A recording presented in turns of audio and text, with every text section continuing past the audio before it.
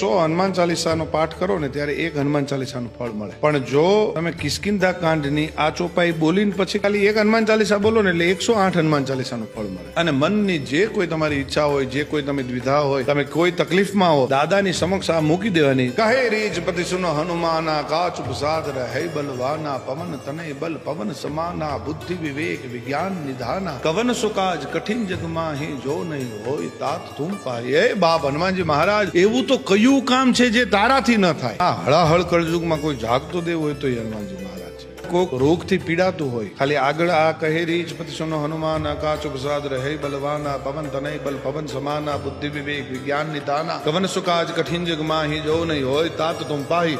આટલું બોલીને પછી હનુમાન ચાલીસામાંથી ના સે રોગ હરે સબ પીરા, જપત નિરંતર હનુમત વીરા, સંકટ સે હનુમાન છુડાવે, મનક્રમ વચન ધ્યાન જો લાવે. આ બોલતા જાઓ એટલે દાડો અસાધ્યમાં અસાધ્ય રોગો એને મટાડી દે. પણ જો હૈયાના ભાવથી જો કરો હાંકલો તો ઢીંગલા ચિથરા તનુ તુમે. અંતરનો નાદ હોવો જોઈએ તો આવે આવે અને આવે દાદો આવે. સંત તરીકે, સેવક તરીકે રહી આખી જિંદગી ને છતાં ભગવાનની જેમ પૂજાય છે. શંકર ભગવાનનો અવતાર જ છે. તો એક જ પ્રતિભા છે આપણા ઇતિહાસમાં, હનુમાનજી દાદા.